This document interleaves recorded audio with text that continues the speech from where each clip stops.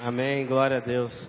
Quero chamar aqui o pastor Marcelo Fedoruk. O pastor Marcelo é convidado nosso para ministrar nessa noite.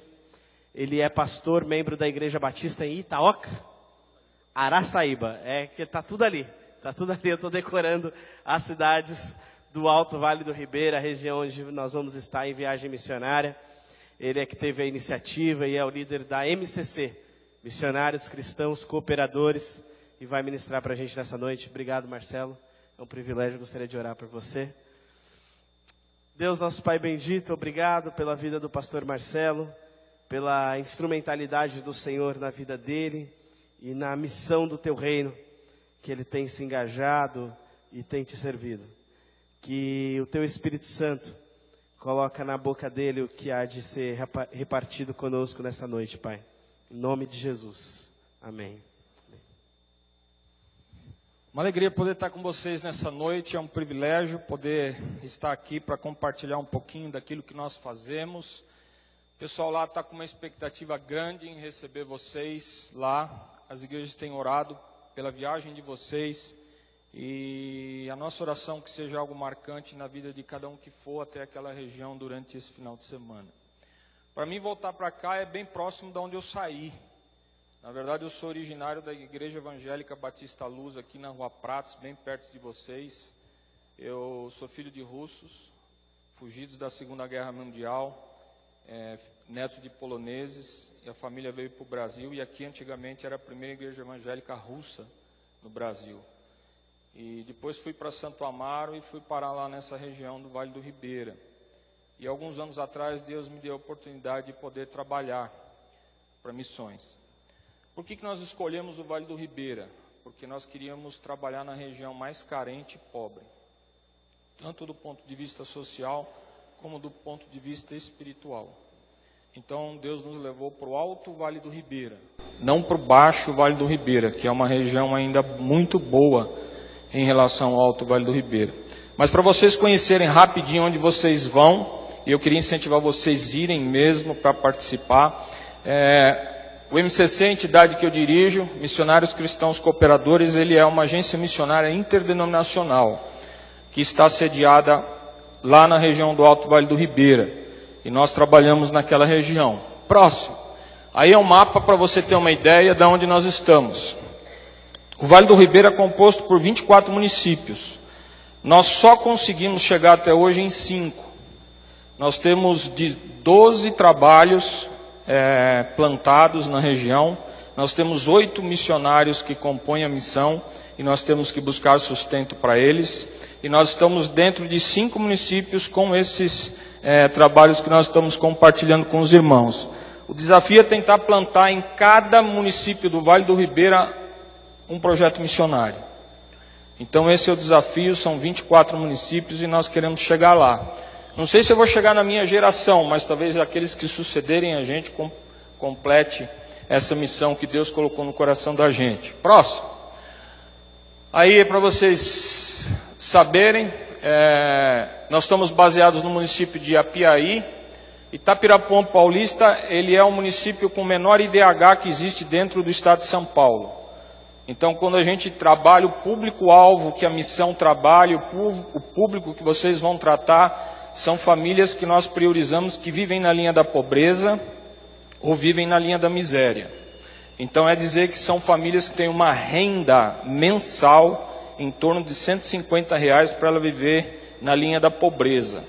Ou eles têm uma renda em torno de R$90 quando eles vivem na linha da miséria. E esse é o público-alvo que Deus nos levou a trabalhar, que vocês vão conhecer e participar da vida deles durante esses dias. Então nós temos ali Araçaíba, que é a base, está dentro do município de Apiaí. Ribeira também é um município. Itaoca foi um município que foi desolado, foi destroçado por uma catástrofe há mais ou menos 1 ano e pouco atrás, que vocês acompanharam pelo jornal. Itapirapuã Paulista é o município mais necessitado que nós temos no estado hoje. E Ribeirão Branco também é um município. Então nós estamos dentro de 5 municípios. Ali faltam ainda 2 trabalhos que nós temos. Nós estamos em 12 locais de trabalho específicos. Próximo. Aí para vocês conhecerem os campos missionários, próximo. Aí a igreja a qual eu sou membro, do lado esquerdo na parte de cima é a cidade onde nós estamos. Nós lidamos basicamente com plantadores de tomate. 85% da nossa membresia é formada por plantadores de tomate que vivem nessa condição. Nós trabalhamos com essa classe social. Então é onde nós estamos. Embaixo, esse é um pouquinho da realidade da qual a gente vivencia no desenvolvimento do nosso trabalho. Essa igreja está completando 50 anos.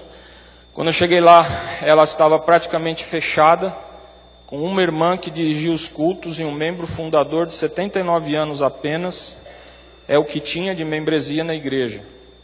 E eu me lembro que no primeiro dia que eu cheguei lá, eu encontrei ele sentado lá no fundo, no horário de culto, e eu vi que o vermelhão do chão onde ele estava era diferente.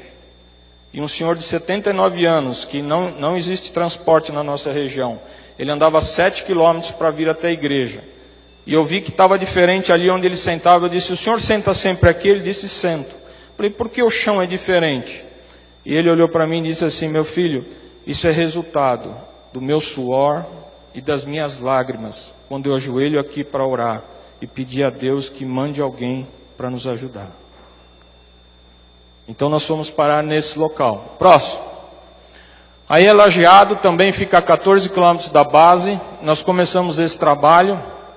E aqui foi interessante porque a pessoa que iniciou esse trabalho, gente, ela andava simplesmente 24 quilômetros a pé, saindo do município de Barra do Chapéu para chegar aí para fazer um culto.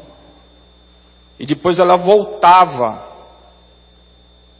os 24 quilômetros a pé.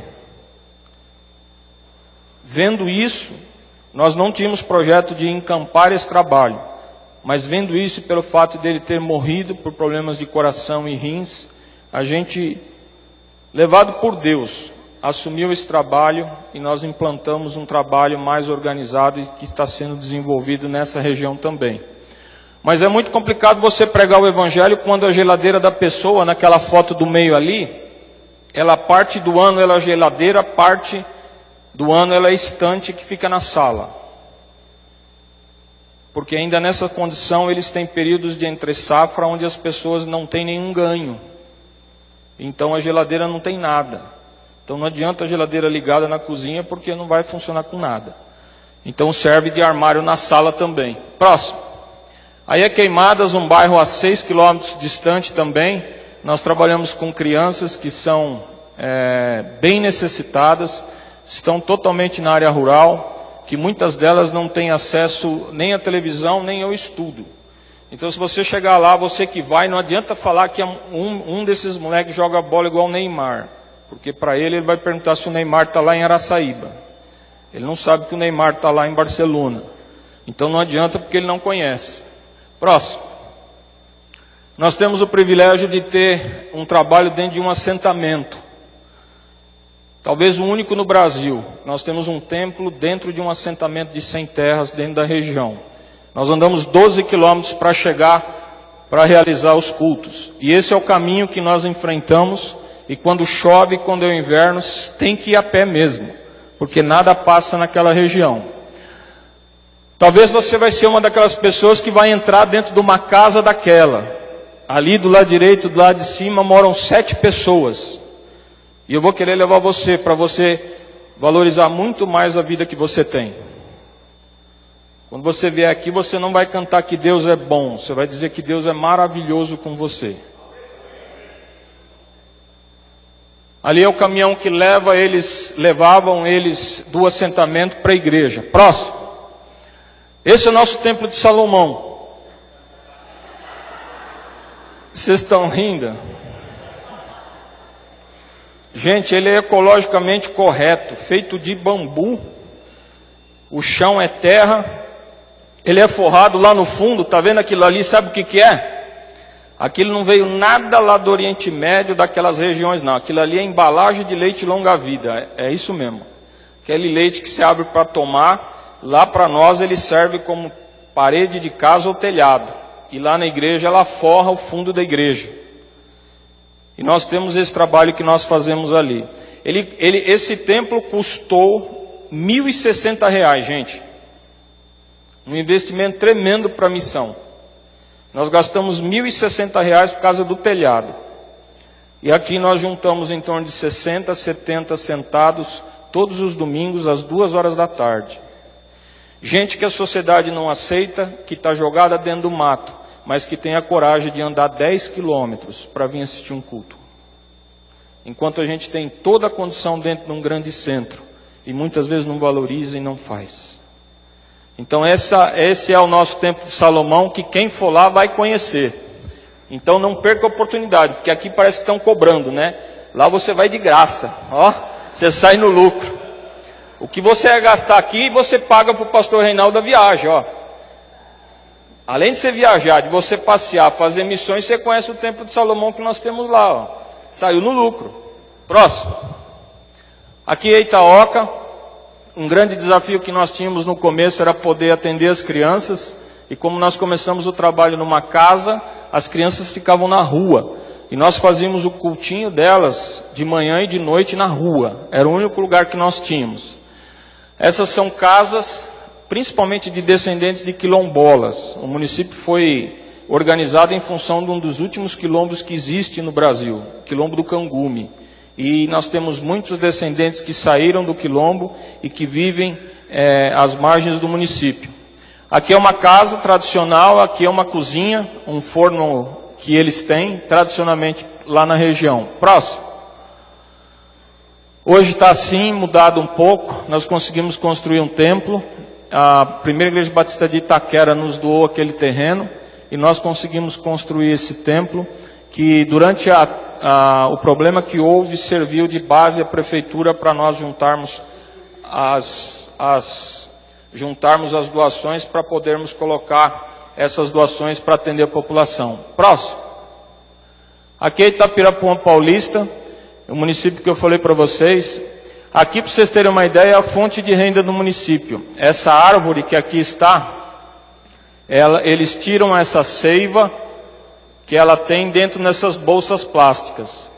E aí eles, dentro dessas bolsas plásticas, eles enchem galões de 200 litros, e isso é o sustento que a família tem naquela região. Próximo. Aí é Ribeira está na divisa com o Paraná. A gente teve o privilégio de poder reabrir esse trabalho, depois de aproximadamente 20 anos fechados, e nós estamos trabalhando lá já há um tempo. Próximo. Campina de Fora foi um dos últimos lugares que nós chegamos, é um bairro com cerca de 7 mil pessoas, que vivem ali a 15 quilômetros do centro do município. É um município também muito carente nesse estado, que nós temos trabalhado para poder mudar a realidade daquelas pessoas e para poder ajudá-las a ter uma opção e um direcionamento nas vidas. Próximo. Assistência social que nós desenvolvemos. Pode ir. Aí nós temos um consultório odontológico dentro da base da missão, por isso nós precisamos de dentistas para atender a comunidade. Próximo. Aí médicos que fazem toda a diferença no nosso dia a dia, porque os municípios lá são extremamente carentes desses profissionais para atender a comunidade que nós temos lá. Próximo. Pode ir. Aqui foi aquilo que aconteceu depois que foi devastado em Itaoca pela tempestade que nós tivemos. Próximo. Aí são famílias que nós socorremos durante esse período. Próximo. E aí é o projeto social que nós desenvolvemos para tirar crianças que trabalhavam e acompanhavam os seus pais nas plantações de tomate a partir dos seus 3 anos. Então, Deus nos levou a começar a desenvolver esse projeto para nós podermos receber essas crianças e tirar essas crianças da plantação. Ele começou há 3 anos atrás com 20 crianças na igreja. Hoje nós temos um trabalho onde nós, na área educacional, nós recebemos e trabalhamos com 125 crianças na área educacional e mais 80 crianças na área esportiva. Pode passar. Aí é para vocês terem uma ideia da situação, da vulnerabilidade social. Próximo. Aí é um garoto trabalhando quando ele devia estar estudando. Próximo. Aí também crianças que ficam em casa. Aquela menina que estava com a criança no colo, para os irmãos terem uma ideia, ela tomava conta da casa e das 2 irmãs menores para a mãe e o pai poderem trabalhar. Próximo. Aí são casas de crianças que nós atendemos nesse projeto social. Próximo. Aí é outra casa. Próximo. Aí é uma família tradicional. Às vezes a gente pensa que esse pessoal faz muito filho, só quer fazer filho, mas na realidade a cabeça dele é que quanto mais ele tiver filho, mais mão de obra para trabalhar na plantação eles vão ter.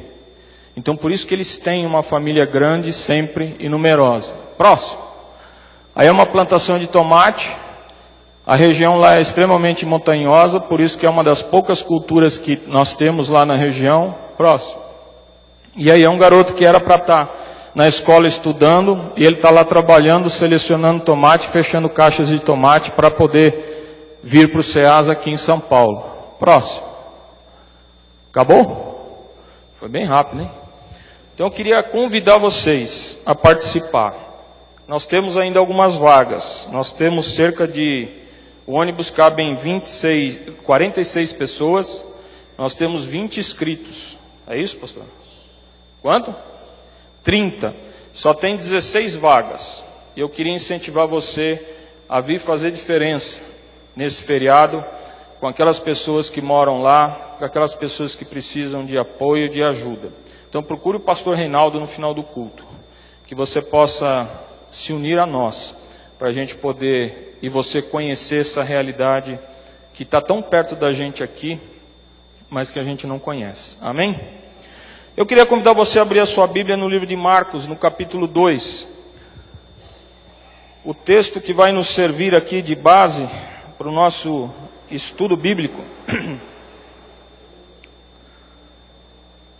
Ele vai do versículo 1 ao 12. Marcos, capítulo 2, versículo de 1 ao 12. Ele diz assim: Dias depois entrou Jesus de novo em Cafarnaum e logo correu que ele estava em casa. Muitos afluíram para ali, tanto que nem mesmo junto à porta eles achavam lugar e anunciava-lhes a palavra. E alguns foram ter com ele, conduzindo um paralítico levado por 4 homens. E não podendo aproximar-se dele por causa da multidão, descobriram um eirado no ponto correspondente em que ele estava e fazendo uma abertura, baixaram o leito em que jazia o doente. Vendo-lhes a fé, Jesus disse ao paralítico: Filho, os teus pecados estão perdoados. Mas alguns dos escribas estavam assentados ali e arrazoavam em seu coração: Por que fala esse desse modo? Isto é blasfêmia. Quem pode perdoar pecados senão um que é Deus? E Jesus, percebendo logo por seu espírito que eles assim arrazoavam, disse-lhes: Por que arrazoais sobre estas coisas em vosso coração? Qual é mais fácil, dizer ao paralítico: Estão perdoados os teus pecados, ou dizer: Levanta-te, toma o teu leito e anda? Ora, para que saibais que o Filho do Homem tem sobre a terra autoridade para perdoar pecados, disse ao paralítico: Eu te mando, levanta-te, toma o teu leito e vai para a tua casa. Então ele se levantou e no mesmo instante, tomando o leito, retirou-se da vista de todos, a ponto de que se admiraram todos e darem glória a Deus, dizendo: Jamais vimos tais coisas. Eu queria compartilhar com você esse texto, esse tema. Se eu fosse dar um título para essa mensagem, o título seria 4 homens e uma missão. 4 homens que tinham um objetivo, 4 homens que tinham uma responsabilidade, 4 homens que tinham uma tarefa, e essa tarefa era de levar um paralítico à presença de Jesus. Mas eu começo a olhar e ver, e entendo que a tarefa desses 4 homens tem muito a ver com a minha tarefa e a sua tarefa como igreja do Senhor, que é também de levar os necessitados, os carentes, os paralíticos, os perdidos à presença dele. E o que nós podemos ver, ou o que nós podemos tirar de lição destes 4 homens que vai fazer diferença na minha vida e na sua vida no cumprimento da missão que nós temos de pregar o Evangelho e levar a mensagem da salvação as pessoas que, a começar, estão do nosso lado. O que é que eles nos dão de lição que nós podemos olhar, aprender e colocar em prática para também cumprirmos a missão que nós temos? Algumas coisas são muito importantes. Algumas coisas são bem interessantes que nós podemos ver. A gente vai ver que eles foram bem-sucedidos no cumprimento da missão. A primeira coisa que eles nos dão de exemplo é que eles foram bem-sucedidos porque eles venceram o individualismo. Meus irmãos, 4 homens diferentes. Eles descobriram uma regrinha que parece que muitas vezes a gente já se esqueceu há muito tempo. Uma regrinha simples. E a regrinha é essa: com a ajuda do outro é mais fácil de carregar o paralítico à presença do Senhor. Algo óbvio, gente, que muitas vezes nós deixamos de lado. Em outras palavras, se nós como igreja quisermos ser bem-sucedidos no cumprimento da missão, nós devemos entender uma vez por todas que nós dependemos uns dos outros para realizar essa missão.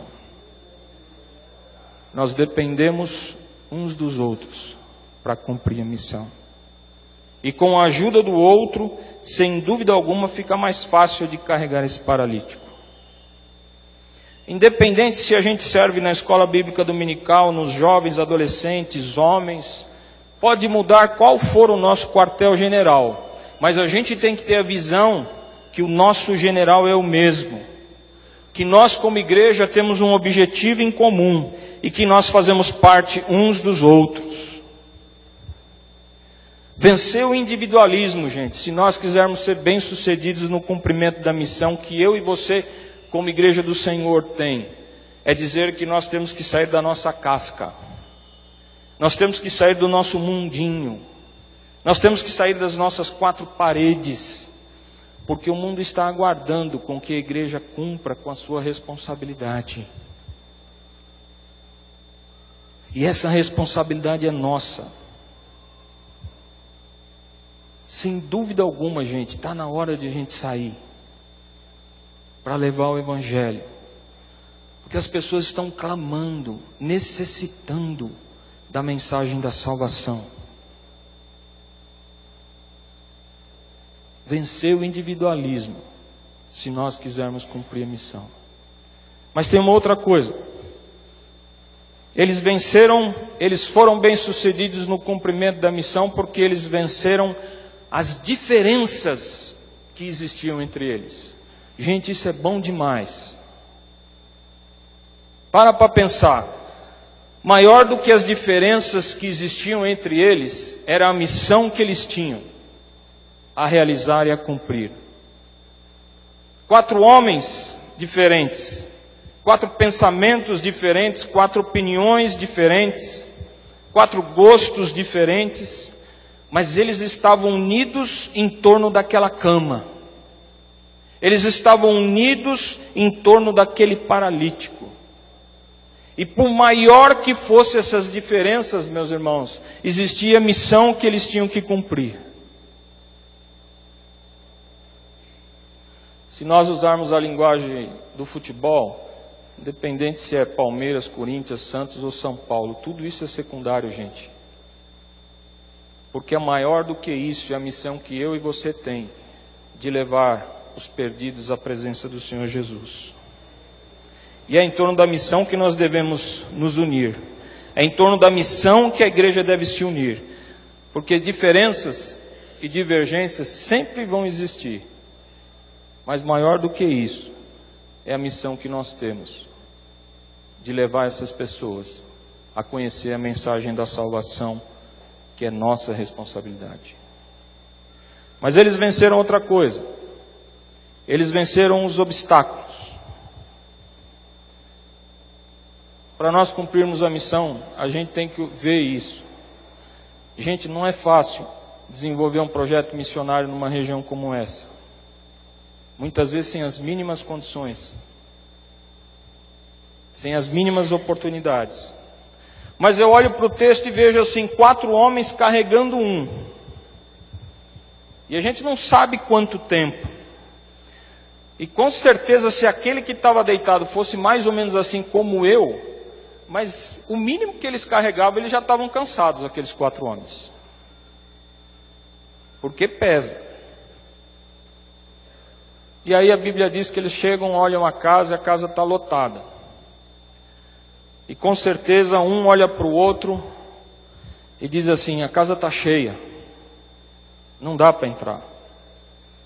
Na linguagem dos jovens, né, já que hoje é o culto dos jovens, né? Um olha para o outro e diz assim, ih, sujou. Vamos ter que voltar para trás. Porque a casa está lotada. Às vezes a gente não acredita que o nosso Deus é maior do que o obstáculo que nós temos pela frente. Talvez eles andaram 30 quilômetros carregando aquele homem. Quando eles estavam 3 metros de cumprir a missão, eles olharam obstáculos e estavam preferindo voltar, ao invés de prosseguir e cumprir a missão. Mas aí como é que vai fazer? Aí você tem aqueles métodos que a gente diz de tradicionais, né? Para cumprir a missão. Só que naquele instante esses métodos não eram eficientes. E gente, subir no telhado, carregando aquele homem, foi uma coisa grandiosa, que hoje já seria, eu imagino naquela época. Mas um vai chegar assim e disse assim, ó, vou mandar um bilhete, né? Senhor Jesus, estamos carregando esse cara aqui, está pesado, nós temos que colocar ele na sua frente. Ou a casa está cheia, lotada, a gente vai entrar em 4 carregando ele e pedindo licença. Mais ou menos como entrar no metrô no horário de rush, né? Aqui de vocês. É bem complicado. Gente, o cumprimento da missão tinha urgência. Da mesma forma como a nossa missão tem urgência de ser cumprida. Amém. Às vezes a gente tem aqueles métodos convencionais de pedir licença, e a coisa não acontece e a gente não cumpre. Existem dados que já não são tão atuais, mas dizem que pelo menos a cada 24 horas, 85 mil pessoas morrem ao redor do mundo, sem ter tido a oportunidade que eu e você teve de ouvir falar desse Jesus. 85 mil pessoas. E não é um dado atual, bem atual. Mas esse é o parâmetro que a gente tem. Tem horas que parece que esses métodos falham no cumprimento da missão. E meus irmãos, para a gente cumprir a missão, quando acontece isso, nós vamos ter que ter coragem. Coragem de chamar a responsabilidade para nós. Por amor a Jesus, subir no telhado e cumprir com a missão que nós temos que cumprir. Mas tem outra coisa que eles venceram, que eles nos dão de lição para nós aplicarmos no nosso dia a dia. Eles venceram o obstáculo da opinião pública. Gente, isso é interessante. Imagina só, você é um dos 4. Um chega e diz assim, já sei. Você diz assim, sabe o quê? Já sei como colocar ele na presença de Jesus. De que jeito? A gente sobe no telhado, sobe na casa, abre o telhado e põe ele lá dentro. O outro diz, o quê? Eu? Subir no telhado, carregando ele? O que é que os outros vão dizer de mim? Eu não vou fazer isso não. Me expor ao ridículo de subir no telhado carregando ele. Meus irmãos, eu confesso que eu tenho subido no telhado. E eu tenho visto muita gente subir no telhado. E quantas incompreensões. Quantas vezes a gente tem sido até mesmo taxados de moleques, de sem compromisso, simplesmente porque nós usamos uma metodologia diferente. Um modo diferente. O dia que eu falei que eu ia lá buscar os assentados e pôr dentro da igreja, com aqueles que eu compartilhei, eles falavam que eu era louco, que eles iam fazer um assentamento dentro da igreja, que era para deixar eles do lado de fora. Se nós quisermos ser bem-sucedidos, nós temos que ter coragem de subir no telhado, de enfrentar a opinião pública, especialmente evangélica, vencer os métodos convencionais e cumprir a missão a qual o Senhor nos deu para a gente cumprir.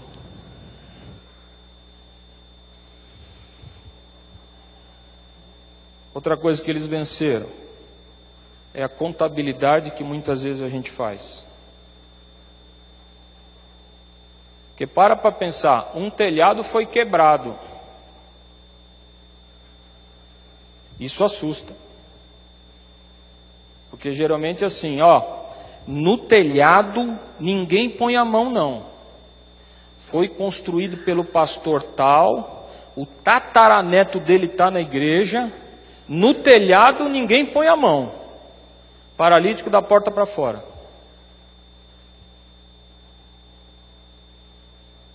Paralítico da porta para fora.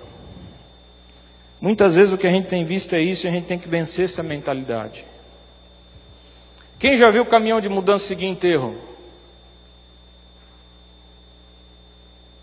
Quem já viu aí homem rico, criador de gado, morreu e a boiada dele tudo indo atrás do caixão dele? Já viram isso? Sem dúvida alguma, gente. Da mesma forma como o caminhão de mudança não segue enterro, uma boiada não entra no céu não. Mas um paralítico sendo salvo por Senhor Jesus, esse entra. E é aí que a igreja cumpre o seu papel e faz diferença no mundo que espera com que ela cumpra com a sua responsabilidade.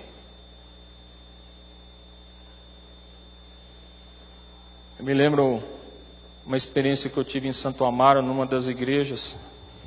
Nós tínhamos, na igreja não tinha criança. E aí um pastor da velha guarda, não é que eu estou dizendo que os irmãos são antigos, mas eu também já tenho mais passado que futuro. Então dentro desse nosso grupo a gente se relaciona. Mas tinha um líder na igreja, o pastor Edgar Martins.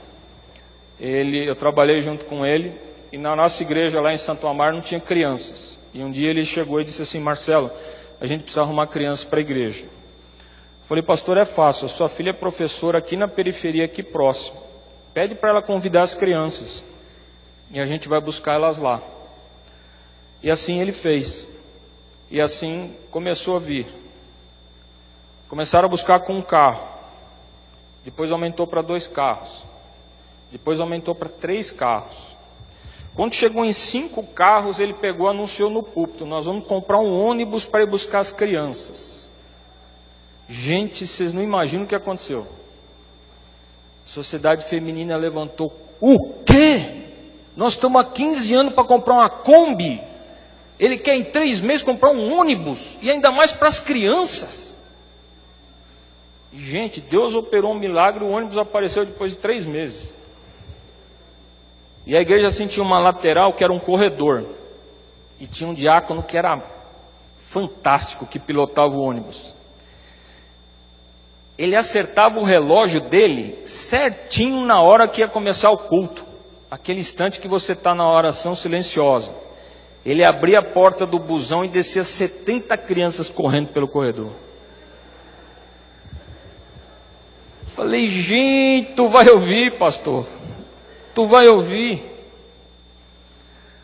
E a coisa funcionava assim: pastor, a molecada está lá no salão da mocidade. Estão riscando tudo as paredes, pastor. Aí outro chegava e dizia assim: pastor, Estão quebrando os bancos. Não vai sobrar mais cadeira lá para os jovens, pastor. Aí outro chegava assim, pastor, o banheiro parece que passou um furacão lá dentro, pastor. Não tem jeito essa molecada. Nós temos que mandar tudo embora. E aí a gente falava, gente, se riscar a parede a gente compra uma lata de tinta e pinta. Se quebrar um banco a gente chama o irmão marceneiro e arruma. Se sujar o banheiro a gente limpa. Porque tudo isso vai ficar. Mas uma criança dessa sendo alcançada pelo Senhor Jesus, é aí que a igreja cumpre o seu papel e faz diferença.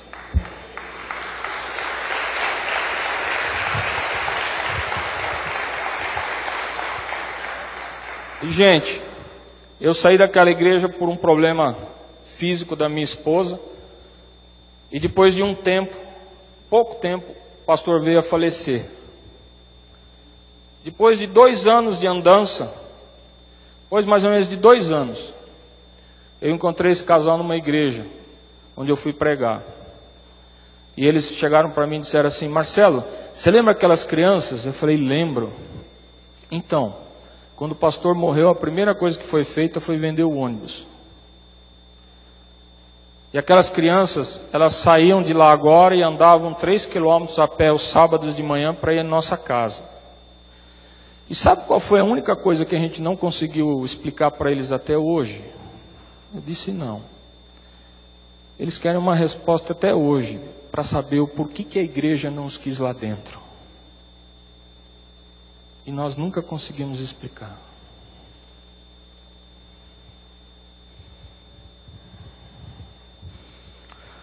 Mas eles venceram também o cansaço e o medo. Porque gente subir no telhado carregando o cara, se ele caísse não ia ter que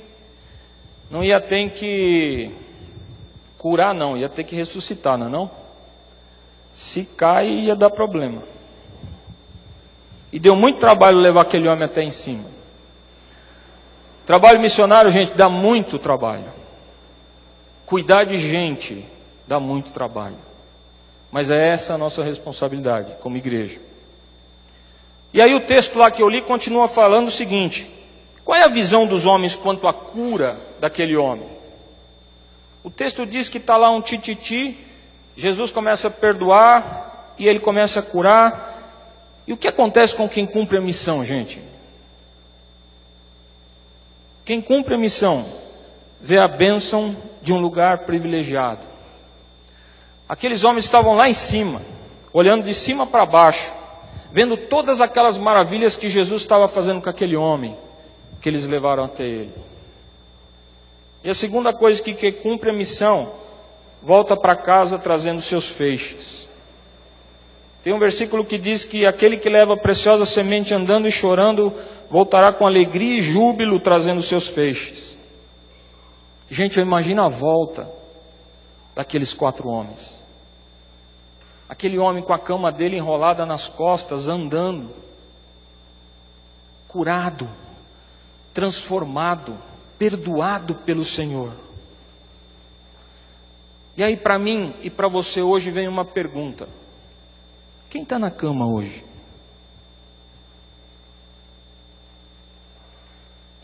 A igreja está na cama? Sim. E da mesma forma, gente, com que um cego não guia outro cego, um paralítico não leva outro paralítico à presença do Senhor Jesus, não. Quer ver como é isso? 5 minutos só, pastor. A primeira coisa que eles venceram foram Foi o? Olha, se ele não responde, eu começo a pregar de novo, gente. Aí acho que é estreito. Quem não vence o individualismo está preso na paralisia da indiferença. Mas o que é isso? Isso é simples, gente. Domingo todo mundo é feliz, não é? A gente vem na igreja com um sorriso de uma orelha a outra. Aí chega segunda-feira, tem que trabalhar, acordar cedo, pegar ônibus. E aí a gente chega lá no nosso prédio, no local de trabalho, chama o elevador, a porta se abre. Você entra dentro do elevador, tem lá uma mocinha, ascensorista, 7h30 da manhã, chorando copiosamente, porque ela chegou sexta-feira na casa dela, o pai estava bêbado, queria bater na mãe, ela entrou no meio, ele falou que ia matar ela, deu uns tapas nela, mandou ela embora de casa, ela fugiu para a casa da tia, ficou lá o final de semana todo, não tem notícia da mãe, não sabe o que o pai fez ou deixou de fazer, ela está desesperada e simplesmente a gente chega no nosso andar, a porta se abre e a gente sai.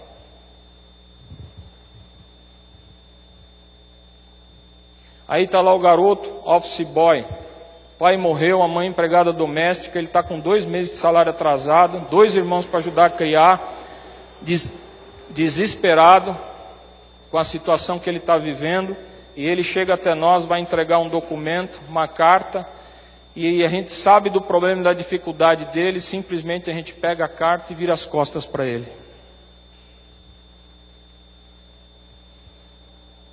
E ó que ele não teve um culto como a gente tem, não. Meus irmãos, se a gente está assim, se eu e você estamos assim, nós estamos presos na paralisia da indiferença. O que está acontecendo é que a gente está muitas vezes como o sacerdote e o levita. A gente vê e passa de largo. A gente vê e passa de longe da situação. No inverno passado eu passei uma experiência de encontrar um rapaz pela primeira vez, que nós estávamos distribuindo sopão nessa região. Eu conheci um rapaz de 26 anos, num frio de quase 5 graus, a gente foi distribuir sopão nas casas, porque eles estavam sem comida.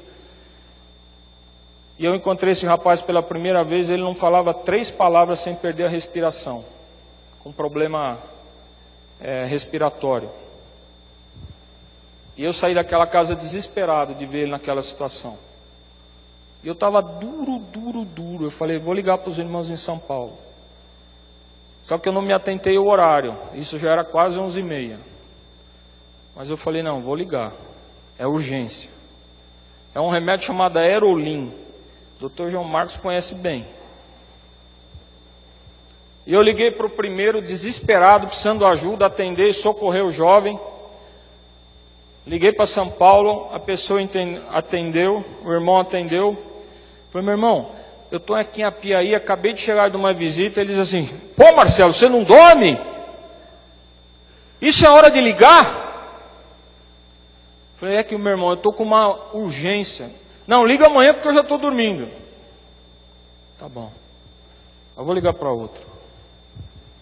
Liguei para outro, falei, meu irmão, nós estamos aqui no campo, acabei de chegar de uma visita, tem que socorrer uma pessoa, estou precisando de ajuda. Ele disse, Marcelo, amanhã tem reunião da mesa diaconal, da ação social, sem encaminha o pedido que a gente vai conversar com eles e ver o que consegue. Misericórdia mesmo, meu irmão, porque esse é o amor que nós estamos tendo.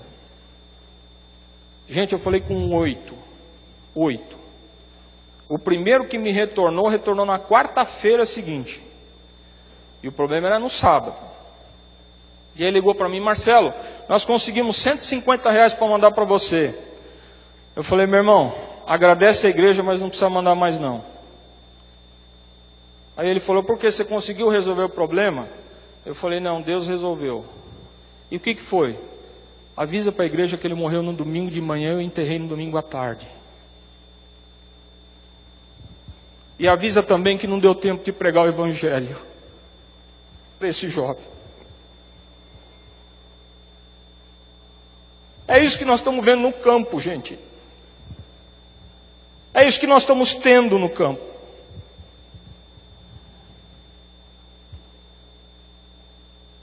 Se eu e você estamos assim, nós estamos presos nessa paralisia da indiferença. E tem uns que chegam lá que muitas vezes são abusados, que querem ainda dar justificativa espiritual para o problema dos outros. Ah, está passando esse problema, essa dificuldade, isso aí é o resultado do salário do pecado. Isso é resultado de uma vida promíscua. E uns ainda dizem assim, se tivesse na bênção. Mas gente, como é que ele vai estar na bênção se a gente não prega? Como é que ele vai estar na bênção se a gente não fala?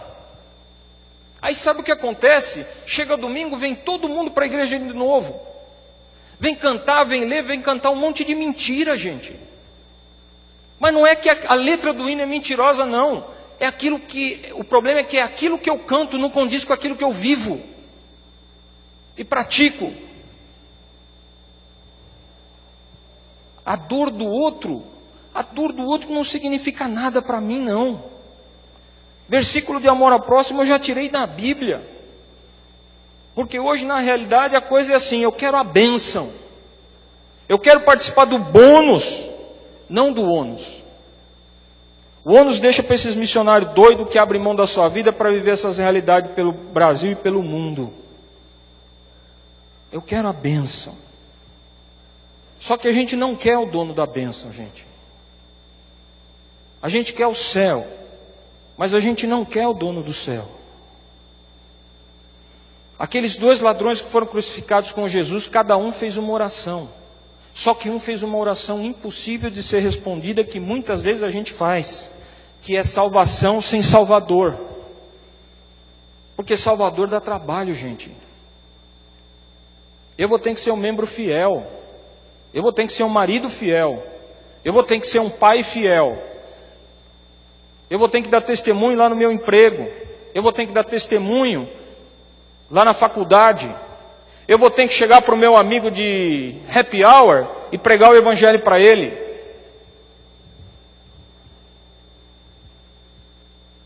Se a gente está vivendo assim, gente, a gente está preso nessa paralisia da indiferença. Mas eles venceram a outra coisa. Qual foi a outra coisa que eles venceram? Foram as... Meu irmão, resolve aí. As diferenças. Aí.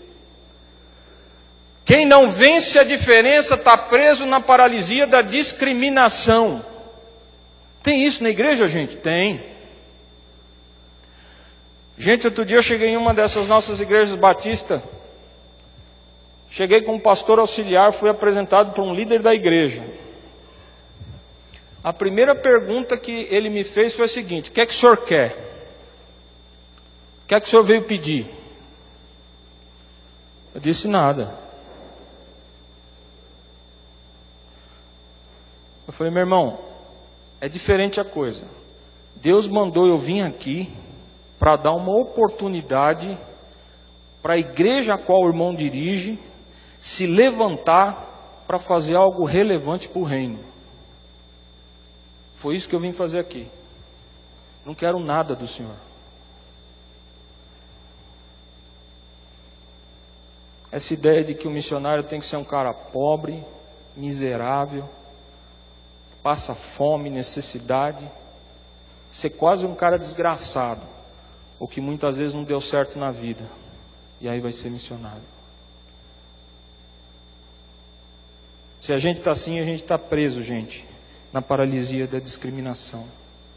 Se a gente não vencer as diferenças que existem entre nós, nós estamos dentro dessa paralisia. E a última coisa, para finalizar, porque o meu horário já foi. Eles venceram os obstáculos. Quem não vence os obstáculos está preso na paralisia do medo e da covardia.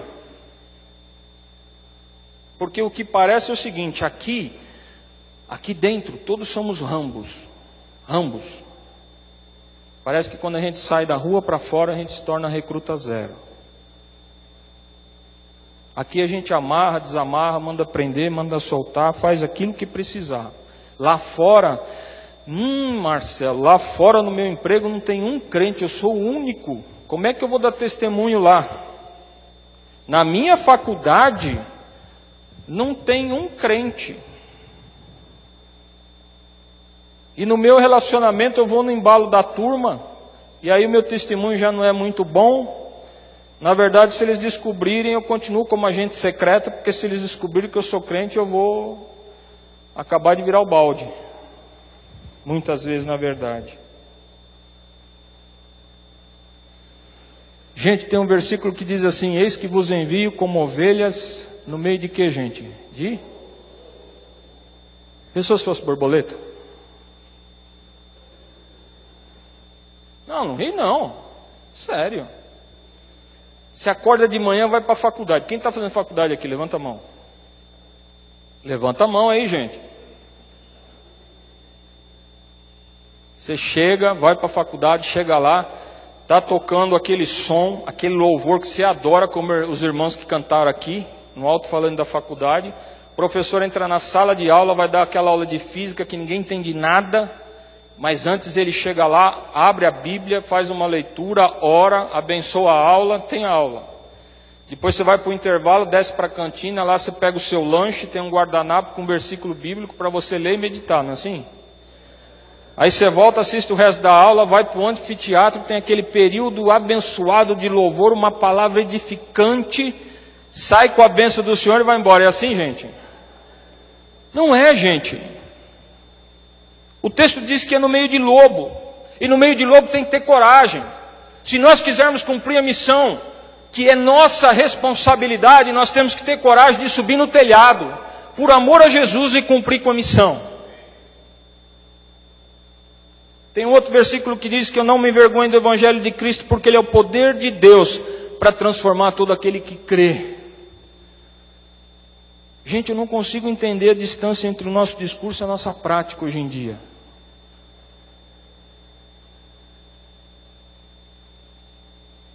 A gente fala muito bem, mas a gente não age tão bem quanto fala.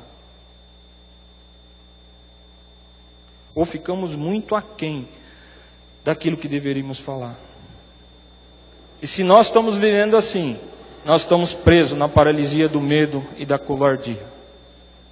E um paralítico não leva outro paralítico à presença do Senhor Jesus, não. Mas eu sei de uma coisa, eu creio numa coisa, que aquele Jesus que estava lá, que curou e perdoou os pecados daquele homem, é o mesmo Jesus que está aqui hoje, à nossa disposição, para fazer com que a gente também saia daqui com a nossa cama nas costas, prontos para cumprir com a responsabilidade que nós temos que cumprir. Eu queria convidar você nesse instante a dobrar sua fronte, e que você pudesse falar com Deus nesta hora. À luz daquilo que você tem vivido como crente, à luz daquilo que você tem visto, à luz daquilo que você ouviu, eu não sei aquilo que você tem feito, mas eu sei que aquele Jesus que perdoou e curou aquele homem está à disposição de nós hoje aqui. E Ele está à sua disposição para você poder sair daqui com a sua cama nas costas. Se você está orando, quer que eu ore pela sua vida, fique em pé, que eu quero orar nessa hora por você. Graças a Deus, graças a Deus, graças a Deus, graças a Deus, graças a Deus, graças a Deus, graças a Deus, graças a Deus, graças a Deus, graças a Deus, graças a Deus, graças a Deus, graças a Deus, graças a Deus, graças a Deus, graças a Deus, graças a Deus, graças a Deus, graças a Deus. Ah, mais alguém, fique de pé que eu quero orar.